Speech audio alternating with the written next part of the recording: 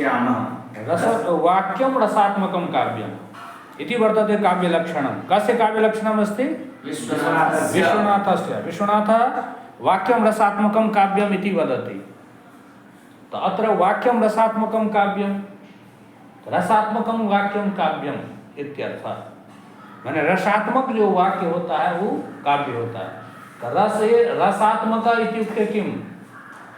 रसेव आत्मा जस्य असो रसात्म स्वार्थे का रसात्मक रसात्मकं वाक्यम भवितुमर्हति। तो कहते हैं रसात्मक जो वाक्य होता है वो काव्य होता है। पता है ना? तो चलो और बोलो। रस एव आत्मा सार रूपतया रस स्वरूपम निरूपयिष्यामः, ये न है। तो रस स्वरूपम निरूपयिष्यामः। तो पूर्वम तो रसम ज्ञास्यामि अनंतरम रसात्मकम न ज्ञास्यामि। पहले तो रस जानेंगे तब न रसात्मक क्या होता है जानेंगे रे जी। तो कहता है रस स्वरूपम निरूपयिष्यामः, रस के स्वरूप का मैं निरूपण आगे करूंगा कि रस किसे कहते हैं, है ना? अब क्या है? रस एव आत्मा। तो रसात्मक शब्द का अर्थ करता है कि रसात्मक मीन्स क्या? तो रस एव आत्मा सार रूपतया जीवन दायको जस्य, है ना? रस ही है आत्मा सार रूपतया, माने सार रूप से जीवन आधायक, जीवन को धारण करने वाला जिसका हो, जिस वाक्य का, उसको हम रसात्मक कहते हैं। रस एव आत्मा सार रूपतया जीवन धायको जस्य असौ रसात्मकः तद वाक्यम रसात्मकम वाक्यम। समझ गया रे? माने रस ही हो आत्मा जिसका, माने जीवन का आधार जिसका, ऐसा जो वाक्य है उसको हम रसात्मक वाक्य कहते हैं। और वैसा वाक्य जो होगा वो काव्य होगा। रसात्मकम वाक्यम काव्यम। और बोलो। तेन बिना तस्य काव्यत्वा भावस्य प्रतिपादितत्वात्। तेन बिना तस्य काव्यत्वा भावस्य प्रतिपादितत्वात्। तेन बिना माने जेन रसेन बिना तस्य माने वाक्यस्य काव्यत्वा भावस्य प्रतिपादितत्वात्, माने काव्यत्व के अभाव का प्रतिपादक हो जाता है। माने जिस रस के बिना वाक्य जो है, वाक्य को काव्यत्व अभाव का प्रतिपादन किया जाता है। माने जिस रस के बिना यदि वाक्य होगा तो उसको लोग काव्य भी नहीं मानता है। ठीक है? अब बोलो क्या है? रस कहते हैं इति रसः। अब रस किसे कहते हैं? तो रस का व्युत्पत्ति करते हैं रस्यते आस्वाद्यते इति रसः। जो रस्यते माने आस्वाद्यते, जो आस्वादित हो उसे हम रस कहते हैं। समझ गया? इति व्युत्पत्ति योगात्। इति व्युत्पत्ति योगात्, इस व्युत्पत्ति योग से क्या है? भाव तदा भाषादयो। भाव और तदा भाषादयो की गृह्यन्ते। यदि रस्यते आस्वाद्यते ऐसा व्युत्पत्ति हम करेंगे तो जो जो आस्वादित होता है वो सब रस हो जाएगा। तो रस जो है न वो तो होगा ही, अभाव जो है वो भी आस्वादित होता है, और रसाभास जो है, भावाभास जो होता है वो भी आस्वादित होता है। तो वह सब का ग्रहण हो जाएगा। यही बात ही कहा रस्यते आस्वाद्यते इति व्युत्पत्ति योगा। रस क्या है? रसा रस्यते आस्वाद्यते रस भाव तदा भाषादयो की गृह्यन्ते। माने रस और भाव का भी ग्रहण हो जाएगा, और तदाभास, तदाभास माने रसस्याभास भावस्याभास, तो उसका भी ग्रहण हो जाएगा। ठीक है? और बोलो। तत्र रसो यथा। तत्र रसो यथा, उसमें रस का उदाहरण देता है कि रस हम किसे कहते हैं। तो क्या है रस का उदाहरण? शून्यम वासगृहम विलोक्य शयनाद् उत्थाय किंचित क्षणैः निद्रा व्याजमुपागतस्य सुशीलं निर्वर्ण्य पत्युर्मुखं विस्रब्धं परिचुम्ब्य जातपुलकामालोक्य गण्डस्थलीं लज्जाननमुखी प्रियेण हस्ता बालाचिरं चुम्बिता। इसका अर्थ जानते हो? अर्थ हमने जाना थी। ये जो है श्रृंगार रस का उदाहरण हो सकता है ना? कोई किम कथयते न विवाहिता वर्तते वधू सातु पत्यास होता है कि पति न होता है? पत्यास गृहे अस्ति शयन कक्षे अस्ति तर्हि सा शून्यम वासगृहम विलोक्य। वासगृहम शून्यम विलोक्य। वासगृह माने शयन कक्ष को शून्य देख करके, शून्यम वासगृहम विलोक्य शून्यम बाष्पीयम विलोक्य शयनाद उत्थाय किंचित क्षणे, तो किंचित क्षणे उत्थाय है ना, किंचित माने थोड़ा जो है, शनै माने धीरे से, उत्थाय माने उठ करके, समझ गया क्या किया? किंचित उत्थाय क्षणे निद्रा व्याज मुपागतस्य सुचिरम, निद्रा व्याज मुपागतस्य सुचिरम निर्वर्ण्य पत्युर्मुखम, समझ गया?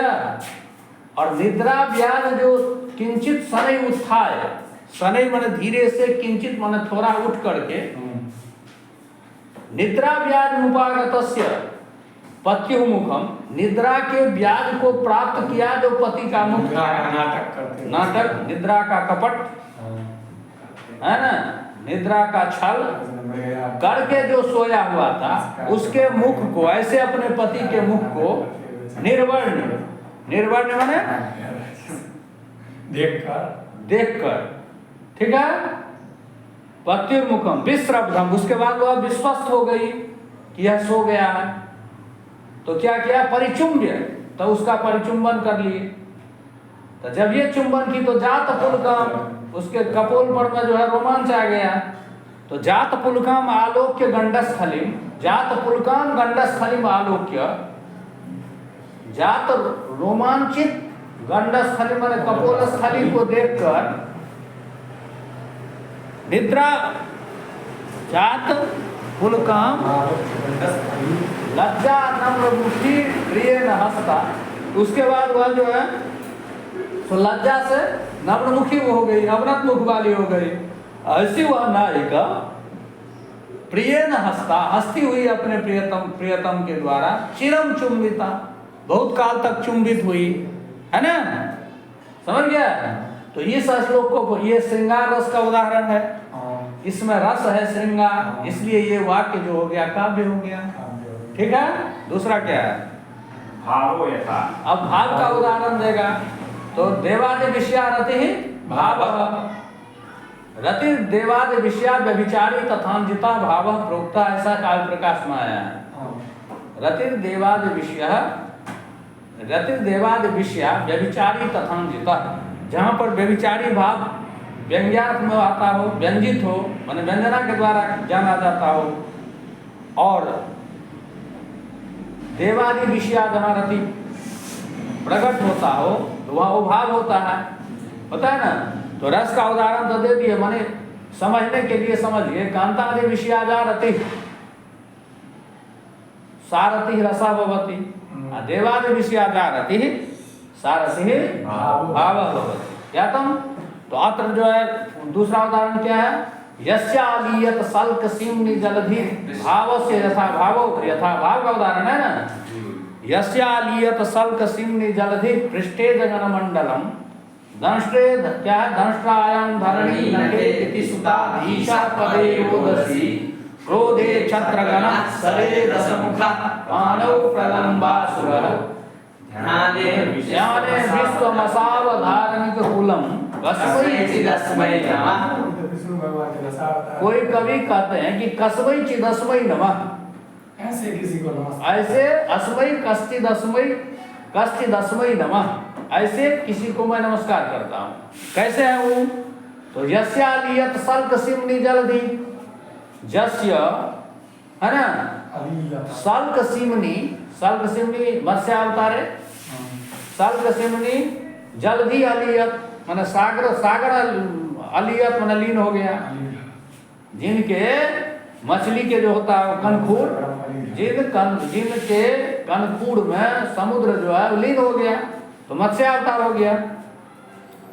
पृष्ठे जगन मंडलम, जस्य पृष्ठे जगन मंडलम अलीयत, जिनके पृष्ठ पर में संसार जगन मंडल लीन हो गया, कच्छपावतार। तीसरा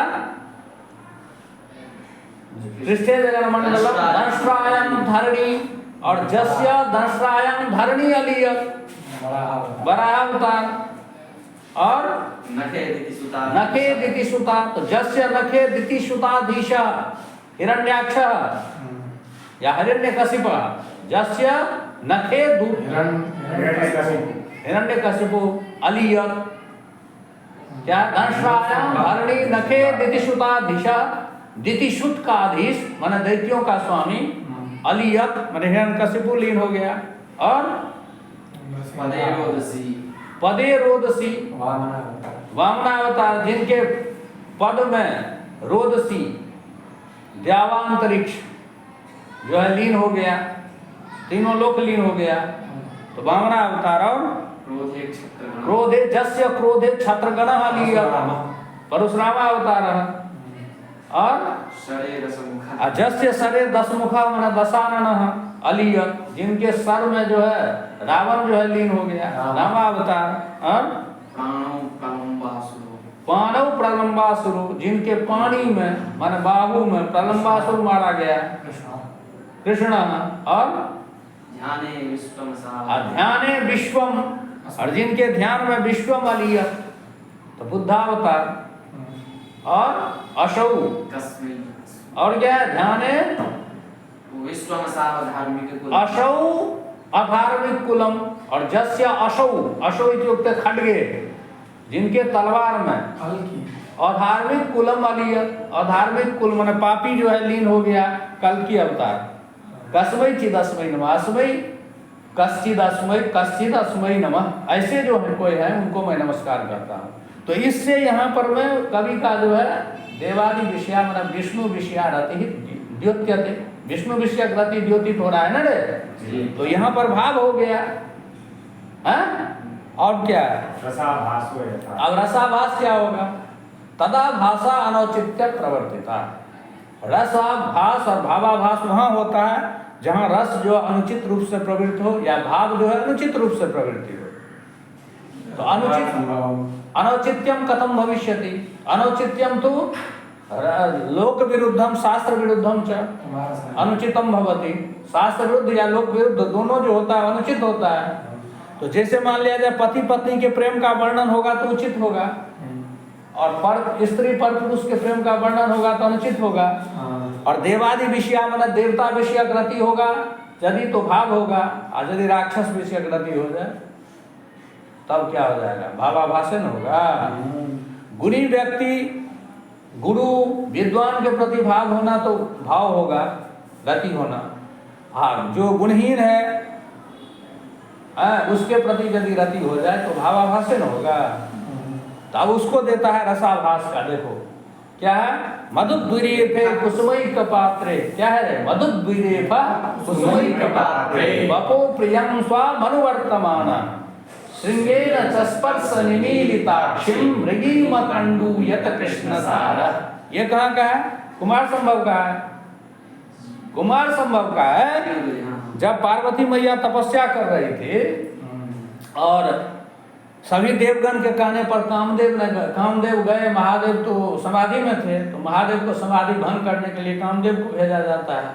तो कामदेव जब जाते हैं तो कामदेव का मित्र है कौन, बसंत ऋतु, तो पहले वो अपने बसंत ऋतु को कहते हैं, तो बसंत ऋतु अपना प्रभाव डालते हैं। बाण भी है, बाण भी है, बाण भी,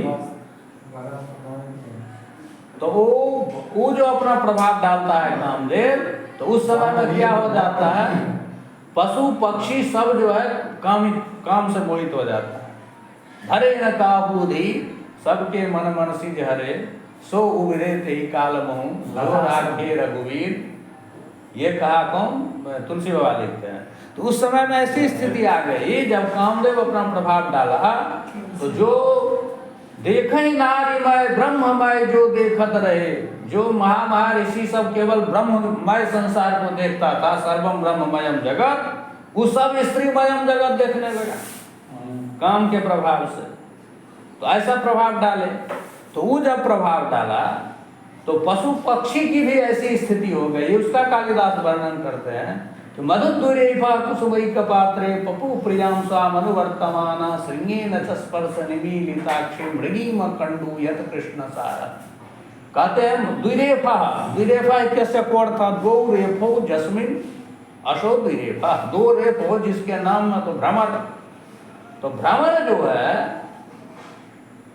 क्या मधु द्विरेफा मतलब भ्रमर कुसुमई पात्रे, कुसुमम एव एकम पात्रम, माने कुसुम पुष्प रूपी एक ही पात्र में, तस्मिन् कुसुमैः पात्रं। हाँ ज्ञातम, तो कुसुम रूपी एक ही पात्र में स्वाम प्रियाम अनुवर्तमान, अपनी प्रियतमा जो भौड़ा का जो भ्रमरी होगी, भौड़ी, उसके पीछे अगल बगल घूमते हुए एक ही पुष्प रूपी पात्र में एक ही फूल में मधुपान करने लगा भौड़ा भौड़ी दोनों।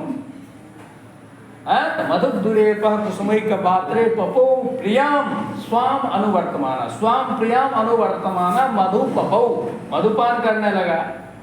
और श्रृंगेन तस्पर्श निमीलिताक्षी मृगीम कंडूयत कृष्णसार, कृष्णसार जो था मृग, वो जो है श्रृंगेन, श्रृंग से जो कुड़ियाता था मृगी को, तो उस श्रृंग के स्पर्श से निमीलिताक्षी, उस स्पर्श सुख से आंख मुना गया।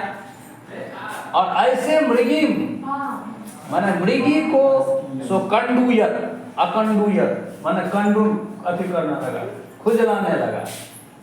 दसवीं का सर्टिफिकेट शुभंकर हो गया, समझ रहा है?